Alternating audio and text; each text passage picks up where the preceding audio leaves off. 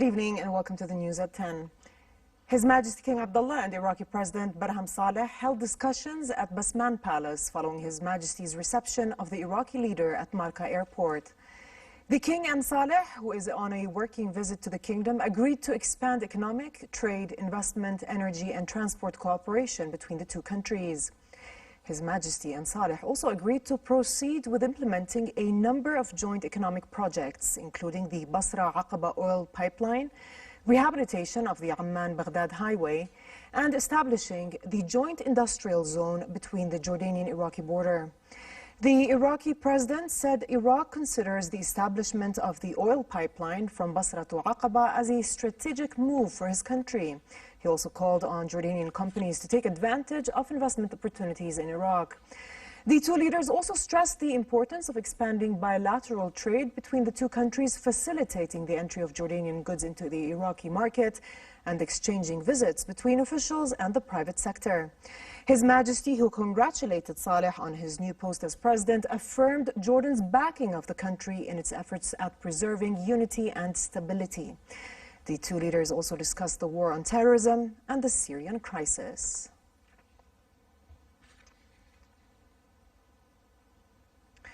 Prime Minister Omar al-Razzaz also discussed with the Iraqi president Jordanian-Iraqi relations and means to strengthen them. Razzaz and Barham Saleh agreed to proceed with the implementation of a number of joint projects in the fields of energy, especially the Basra-Aqaba oil pipeline and the export of electricity to Iraq. The two also stressed the need to establish a joint industrial zone between the two countries.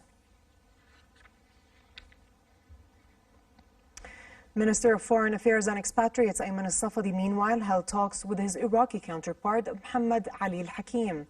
The two ministers stressed the importance of further enhancing economic, trade and investment cooperation between the two countries.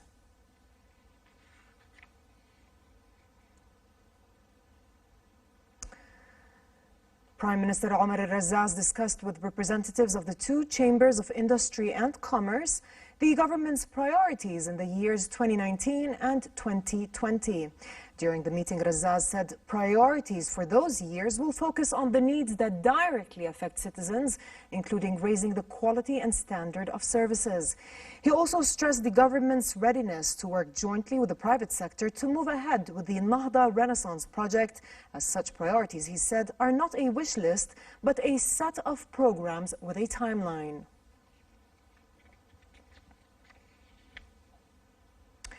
The UN Relief and Works Agency for Palestine Refugees, UNRWA, said that 118 jobs had to be cut after U.S. stopped its funding of the agency.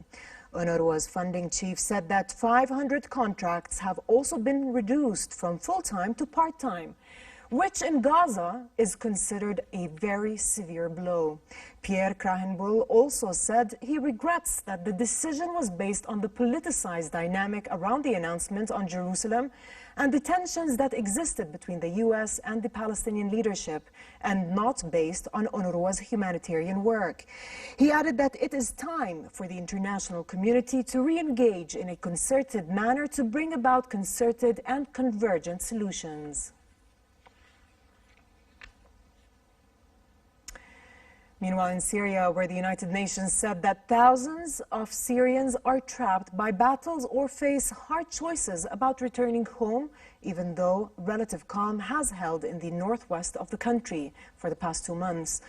UN humanitarian advisor Jan Egeland said that further breakthroughs in negotiations are needed, with the numerous armed groups still inside. 7.5 years of war have left most remaining rebel forces boxed into northwestern Idlib province. The civilians inside, 2-3 million of them, the 12,000 humanitarian workers, and we here still have a million questions of whether this is quiet before the big storm or this is quiet before peace. The World Food Programme, WFP, said it is preparing to scale up its operations in Yemen. It said it has appealed for protection of the country's besieged Hodeidah port. WFP Executive Director said the organization foresees increasing its support to 12 million people from the current 8 million. He added that the port should be protected at all costs to ensure a safe way to get food into the country. The Arab-led coalition ordered a halt in its offensive today against Houthi rebels in Hodeidah following Western pressure to end the war ahead of renewed UN-led peace efforts.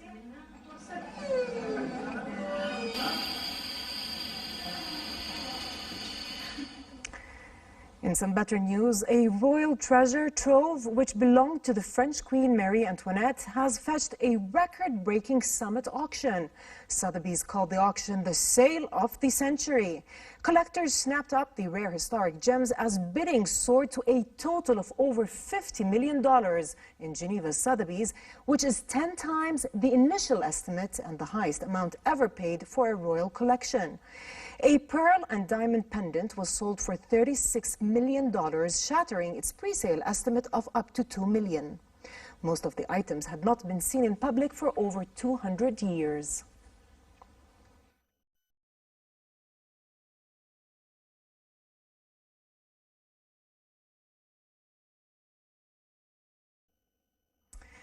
In sports, Frenchman Sébastien Ogier was fastest in the shakedown for the title-deciding Rally Australia. Ogier and Belgian Thierry Neuville took their thrilling battle for the World Rally Champion. And finally, the weather outlook. It will be cold tonight across the region, with fog formation expected late at night in parts of the Badia and the eastern plains. The weather will continue to be cold tomorrow as temperatures remain 4 to 6 degrees below their seasonal normal. Rain is expected in the northern and central parts of the kingdom and heavy showers in some parts of the north, while fog formation is expected over hilly areas. Tomorrow's forecast temperatures in Amman, highs of 16 degrees and lows of 9, while Aqaba's highs reach 25 degrees and drop down to 15 at night. That's all for tonight. I'm Dana Absham. Thanks for watching and have a good night.